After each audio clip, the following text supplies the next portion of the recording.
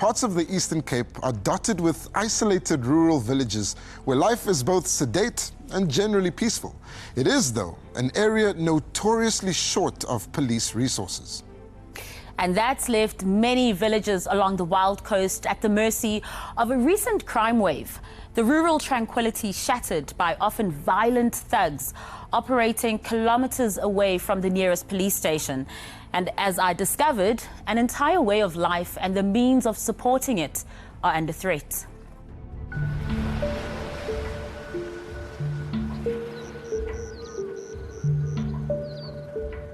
He kicked her in her face. And then I said, hey, rather you shoot me. He said, no, I've got a bullet for you. My son, they tied him very, very tight. It was very painful. One of them just came in and went straight for me and just hit me on the head, and I just went down.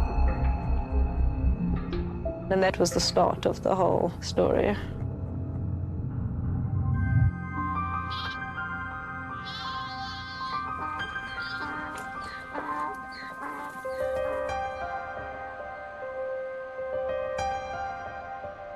The Eastern Cape's Wild Coast, a place as remote as it is beautiful.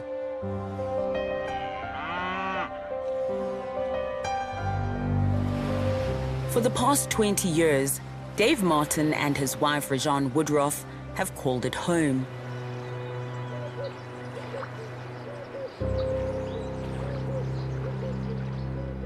It was derelict there, no windows, doors, the roof had collapsed.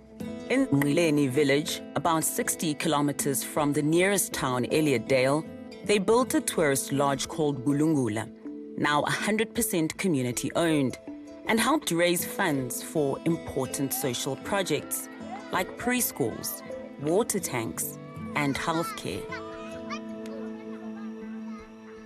The community provided the land, and then I'd been working in the UK and managed to save some pounds and brought them back, and I used that money to build the rondables. He's just got the biggest heart. At first, Rejane commuted between Cape Town, where she worked as an economist, and the Wild Coast. By 2008, she had quit her job and moved here permanently. Like much of the Wild Coast, the money generated by tourism is vital to 𝗀𝗏𝗃𝗃. The lodge was a godsend and an ideal fit for this close-knit community. When I came to this community, it was just astounding to be part of the way that human beings were meant to live, you know, which is in cohesive communities that have this long history of living together, an ancient way of life that is continuous. But that history of cohesiveness, where an injury to one is an injury to all, is at risk. The spectre of violent crime is casting a dark shadow across this remote rural landscape, threatening not only the lives of the people who live here, but their economic survival too. Less than a year ago, the owner of this trading store was brutally murdered. Employing 75 staff, Peter Venter was killed in what's believed to have been a botched armed robbery. A hive of activity for 24 years, it's now eerily quiet. With the suspects still on the loose, the incident marked the beginning of a wave of violent attacks in the area, each month bringing a new victim. We realized then that, you know, this was unprecedented. These kind of things just don't happen in our rural villages, you know. And so we took a lot of measures then, you know, to try and make sure our community was protected. As a whole community, we created access controls. We put up cameras to film the two roads in and out. We put panic alarms, you know, on certain huts so that people could warn each other that there was something going on. We thought we were safe. But they weren't. Last month, as Dave arrived home, he and Rejane would become the latest victims in this series of attacks. Suddenly, I see 4 guys running at me, and I jumped out of the car, ran away, fell down a small cliff, and got injured in that process. And then they were on top of me and beat me with guns and tied me up and brought me into our hut. I just remember thinking, okay, I guess it's happening to us now. And then I got hit over the head with a gun. Dave pressed his panic button and a neighbor called. But with a gun to his head, he was forced to say it had been a false alarm. They were looking for a safe. They said 500,000 rand, which of course we don't have. But even if it was copycats or whatever, right, because they got so much money at the trading store, they just believe that, oh, there's another white guy down there, so he must have money too, you know? And I mean, they pretty much got 1,000 rand cash. But now they become agitated, because when they don't get what they want, they then get agitated and they can hurt us because they start threatening us again. And so then we said, okay, well, the only car we have access to is the car at the offices. So then we said, but we have to walk there. Part of their ordeal was caught on camera. We went into the offices and they did some more ransacking, looking for, laptops and things like that. Dash cam footage showed the couple being kidnapped in the car owned by their non-profit organization.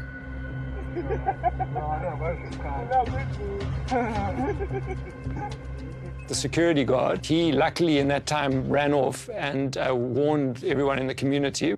Dave's lung had collapsed at this point, so he was in a bad way. All the WhatsApp groups started, and this is 9:30, 10 at night. People were barricading the road to stop the car. And then the lights on the hills of the different cars that had been alerted were starting to show. And then I heard them talking and say, oh, 𝗬𝗫𝗶𝗴𝗶𝗴𝗶, gotta go, and so then they jumped out of the car and ran, and they slashed 3 of the tires, but I still managed to turn the car around and drive. And then there were just lots of people everywhere. The community has rallied around Dave and Rejane since the attack. Mandibulele bantu bakaba omkhulu ngosupporta ubrother wami uDavid wafika apha wamkelwa ngumama njengomntana sekhaya samthi igama sathi nguzama ukulungisa ule gama lesidoda. Traditional leader 𝗀𝗁𝗫𝗀𝗃𝗍𝗁 addressed the community on the way forward. Young men will do nightly patrols. The community will stand together. Ndithi abantu abangotsotsi bangaphansi kuthi thina sibaninzi kunotsotsi asinokohlulwa ngotsotsi. Ayinto ichaphazela mna ndodwa okanye nokulunga iyasichaphazela sonke izotshintsha indlela sihlala ngayo. Rejane and Dave have created 180 permanent jobs on the Wild Coast as a result of their community development work. Despite enduring such a brutal attack, they remain committed to staying in the area. In fact, their passion for community upliftment remains stronger than ever. But they are frustrated by the lack of police action and believe the men who attacked them are the same criminals responsible for other attacks in the area. One of them was 𝗬𝗲𝗽 Thukani, a resident here for the past 12 years. She was one of this crime wave's first victims, attacked in February this year. They tied me like this. They tied me, but just here only. They looked for everything, all my suitcases. And when they open them like this, and they throw things down. 𝗬𝗲𝗽 remembered fearing her neighbors would be next. Like her, many worked for the Bulungula incubator, the non-profit organization co-founded by Dave and Rejane. They said, when you are the one who was going to wake up those white people next door. And I thought anything that could happen to them, I would live with myself. I said, I don't know them. Let's not even go there. 𝗬𝗲𝗽 and her son were left in a forest 5 kilometers away, gagged and tied up. Her car hasn't been recovered. How do you feel that they haven't been arrested yet? Besides fearing them to be coming back, I'm angry. We've got photos of these guys, there's names of them, no one's been arrested. I would hope that, number one, they'll be consolidated into, like, this is a gang operating in an area, and the consequences of what that gang is doing is not just their crimes, it's the destruction of a way of life for traditional communities in a remote area.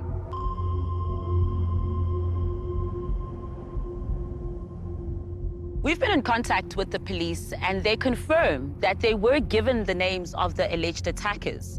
Now, in a WhatsApp message from a local police spokesperson, it reads, "A follow-up investigation was done with no success. No arrests have been made, and the police investigation is still underway." But as the police investigation has continued, so have the attacks. Tony and Jean Robertson moved here from Cape Town 6 years ago. It's a total different lifestyle from Cape Town. They planned to retire, but instead built 2 creches in the area. It's very fulfilling. We've got no children of our own, but children come here every day. They come to do their homework and come to play. In April this year, Tony and Jean were violently attacked. I think we just finished eating, and 2 guys jumped in, and they tied us up properly. Tied me up really, really tight. The men eventually left in Tony's car after stealing electronics and a small amount of cash. Their car had a tracker and was recovered 3 hours later, completely stripped. There have been no developments in their case since. They never came and took fingerprints. Police were a joke, I mean, really. Locals believe the gunmen responsible for the wave of attacks are coming from outside the area. There's a growing concern that this could have a devastating impact on tourism, the lifeblood of the local economy. So serious could the impact be that the mayor of the 𝗵𝗶𝘀 local municipality, Sankaree-Govender, drove 2 hours to speak to us. Government is not folding arms. For instance, one of the cries of the communities in this area was that they would want to see a police station between the town and these areas which are along the coast.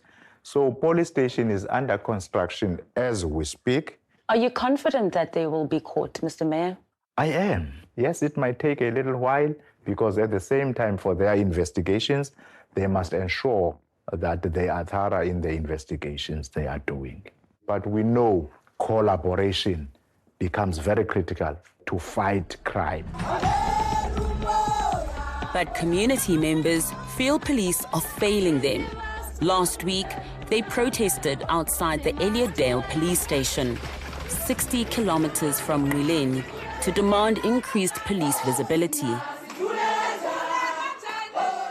Was there ever any point where you thought, oh, well, that's it, I'm packing up, I'm leaving this place? I can never lose my connection, my love for the community, but to live in this hut with your wife where these criminals beat you, and now there lurks this fear. You know, I don't want to go through that again.